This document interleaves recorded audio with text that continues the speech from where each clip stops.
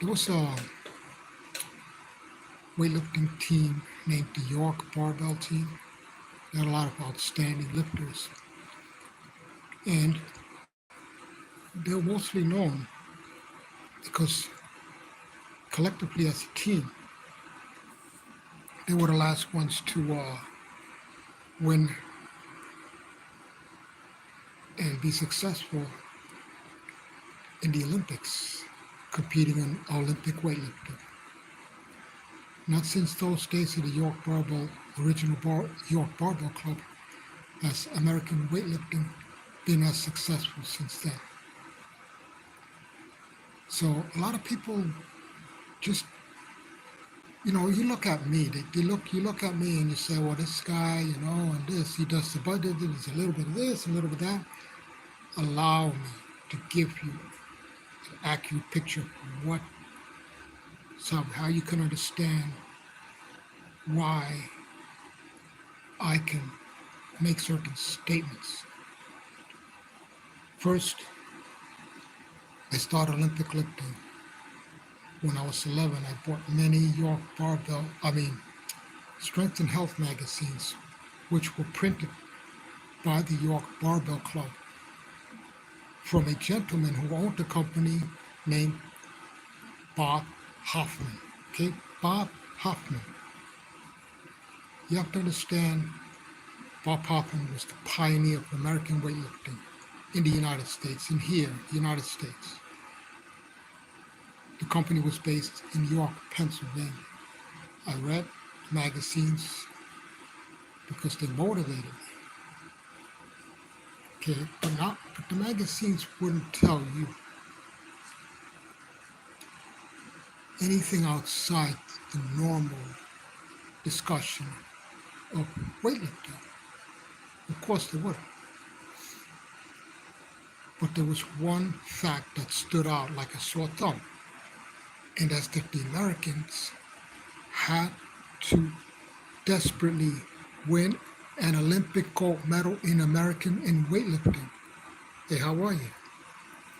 Okay, in American weightlifting, because the American weightlifting team was not successful till the York Barbell Club came into existence.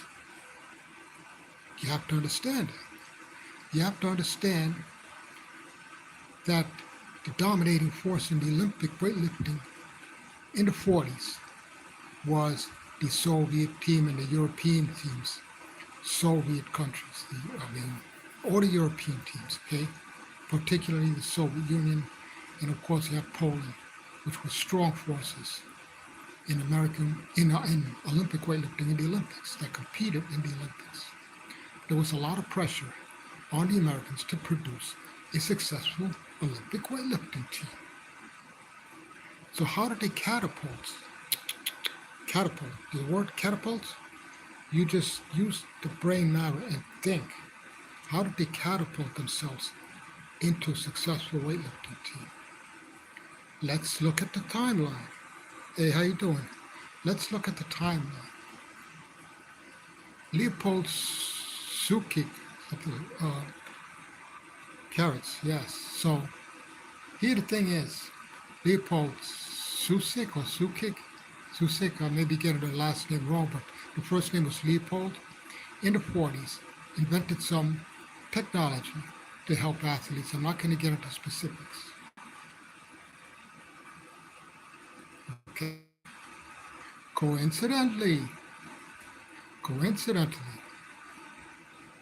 the York team and other athletes started raising their lifts and the world and Olympic records. Prior to that, there were outstanding lifts. But from that moment on, the lifts went up. So you do the math. Was it a coincidence? Was it the help of technology? You do the math. Now, there are interviews out there. You have to dig into these interviews. You have to dig into the history, because there were interviews by the weightlifters themselves. But they're very scarce, and you're not going to find them currently You're not going to find them on, you know, that easily. So the technology, was technology involved? Of course it was. Oh, the 40s. Of course it was. Science introduced its participation in sports. Okay, as far back as the 40s. Science and technology became involved in Olympic weightlifting as far back as the 40s. People don't want to acknowledge that, but they have to do their research. Now, I'm not going to get into specifics, but that is the case. All you have to do is look at the records. How much a person, an individual participating in the Olympics lifted over the head in the 1920s, the 1930s, and then compare that to the 40s. You will see a dramatic rise in how much weights they lifted.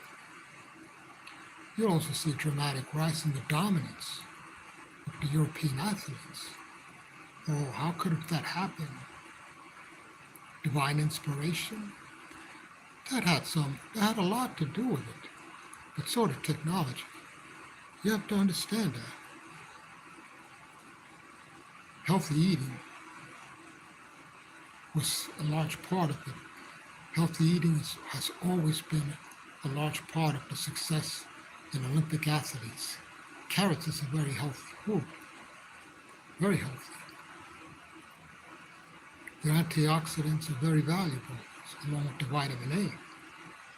The fiber content, all the nutrients, antioxidants gained by photosynthesis, and by carrots. Yeah, well, not no, I retract, not photosynthesis because carrots grow under the ground, but their leaves grow above the soil. And the carrots receive the nutrients from the roots that come from the leaves. But anyway, talking about technology in Olympic lifting, and we're talking about the York Barbell Club, their pressure to compete on an even level with the European athletes in the 40s was tremendous. And was technology available to them, to the York Barbell participants? Yes, yes it was. All you have to do, but it's not easy to get these records because you should look into old time strongmen. These articles are only available on microfilm. You're not going to find them in your bodybuilding magazine. Okay? They're old articles. It's old literature. So, it could start with that name, Leopold Susika, or something like that. He was a scientist who introduced the technology, for weightlifters in particular. This was in the 40s.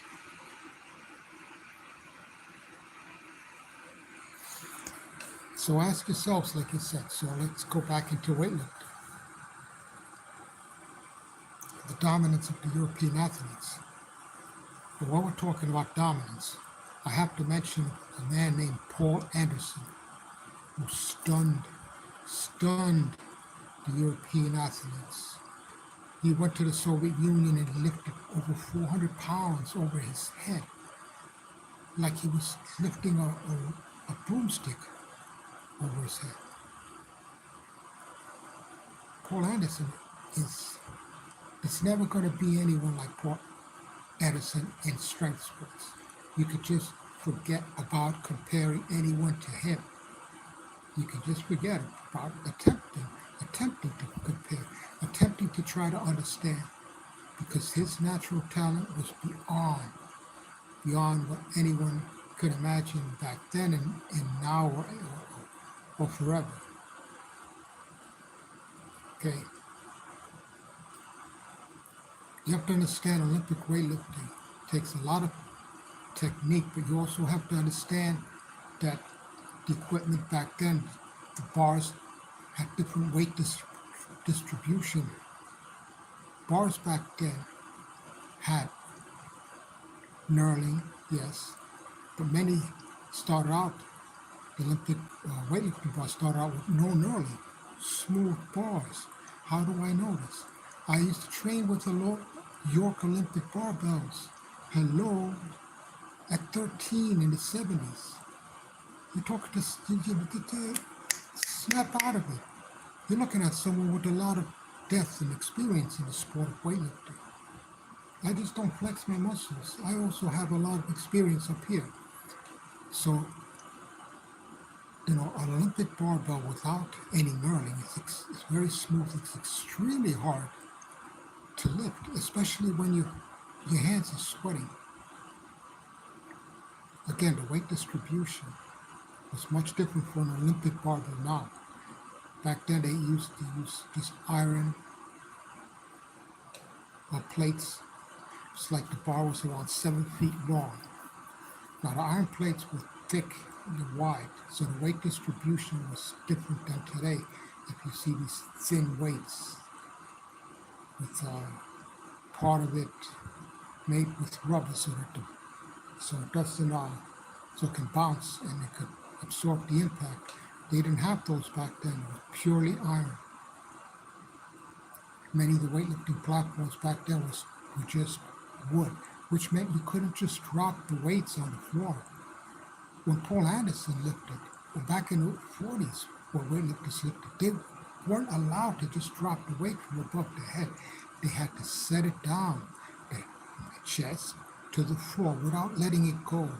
If they let it go, okay, if they let it go, they would get disqualified. And they would not, the lift wouldn't count. Like I said, the weight distribution is different. The type of material, the type of metal that we use was different. Another thing is the iron is inflexible. Once the bar bent, it stayed that way. I used to lift with a 45-pound York barbell. The weight's sometimes so heavy that the bar bent, and the bar stayed that way. It wasn't flexible. That made it very difficult, especially if you go to snatch or do any type of lifting. If you try to do a clean with the Olympic bar that's bent like a bow in a curve shape, when you try to lift, the ball revolves in your hands. That makes it extremely difficult to hold on to. Imagine, especially if it didn't have any knurling or no grip. So you have a bar shaped like almost like a U, and you have to lift it compared to this nice straight bar that has a lot of grip, that's very flexible. Big difference in the 40s and the 50s. So this was a challenge to people like, the New York Barbell Club, to weightlifters, the American weightlifters. Later on, of course, they had the Eleiko swings, the bars that made with a different type of metal that were flexible, that could actually bend and then snap back into place. Huge advantage. I think we started to see these as early as the 72 Olympics. You've seen the bumper plates. Big advantage to the weightlifters back then. These bars would bend and they would snap back. It gave it like a whip to the bar. So when you lifted it, the bar started to bend, and as the higher it got, the bar would snap back into place, giving a little bit of momentum. This made a big difference, but like I said, that was in the 70s. So, in the 70s, the first 500-pound clean and jerk was performed. But yet, prior to that, the 500-pound clean and jerk or 500-pound press was like the 4-minute mile. It was just something that was considered unachievable. I knew a man, Dave Shepard, who was a 181-pounder American weightlifter, part of the old York Barbell Team champions. Dave Shepard. He was the first guy in the world unofficially to lift over 400 pounds over his head, and he was around in a neighborhood of 181 pounds. Oh, good. How you doing? Right. So um, these lifters back then in the 40s, but then later on, especially in the 50s, did have the availability of technology, advanced technology, and the lifts consequently rose higher and higher and higher. And guess what? In the 70s, no, I think early 70s, I think 1970, around that, the start of the 70s, is when Wesley Alexia lifted 500 pounds in Columbus, Ohio, over his head, become officially the first man to do so. And it was on Wide World of Sports. Uh, there was a weightlifter named Ken Patera who was said to have lifted over 500 pounds over his head. I personally, but in the gym, I personally knew someone named Jerry Hannon who trained in the same gym I did, who lifted over 500 over his head in the mid 60s, but in the gym. Unfortunately, he suffered a lot of foot problems and he was never able to perform his best lifts in competition and contribute to the Olympic weightlifting team participation. Such is fate. Such is fate. But, you know, this is, these are facts, you know. We have a lot of bodybuilders as well, and as weightlifters from the 40s and the 50s who made tremendous strides in muscular development. You look at someone like Steve Reeves, who was picked is like the role model for aesthetics, for an aesthetic bodybuilder. When I competed in bodybuilding and won my first competition, these senior, not old, senior couple approached me and said they were former friends of Mr. Reeves and that my physique reminded them of him. This happened to me on numerous occasions uh, by senior people who approached me to tell me that they were former friends of Mr. Reeves and that my physique reminded them of Reeves. But, you know, I think my bodybuilding accomplishments exceeded the weightlifting accomplishments because early on, when I was 17, I injured my knee, and that sort of ended my Olympic weightlifting career. Though at 17, not 16, I was already jerking 255 pounds over my head at a body weight of 165. And I had no coach. No coach. As far as diet, I didn't have the money to eat good. I didn't have the money to eat a diet of a weightlifter. Let's just put it that way. I can afford to eat a normal diet, but a diet for the average citizen is like 1/3 of the diet and nutritional demands of a weightlifter. So my diet wasn't suitable for weightlifting. Yet I still could do the 255 over my head at 16 at a body weight of 165, mostly through talent and tenacity and dedication and passion. Yes, so anyway, so that's all I wanted to say. How you doing? Hope everybody has a great weekend. And, you know, everybody should do, you know, they want to like get most out of a topic. Like for example, I recently acquired an interest in video editing. I don't know, I know very little about it, but I want to learn about it. I need to do a lot of research into it. I attempted to get into school here, but they were a private school and they have a very, very low acceptance rate. So I didn't get into it. But they don't, turns out they didn't offer any degrees in video editing. They just offer certificates, and not even in video editing. I did find a school in Florida, and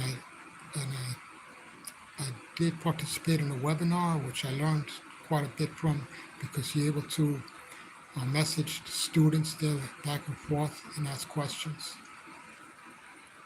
But anything that you have an interest in, you should research. You'll get a lot more out of it. Trust me.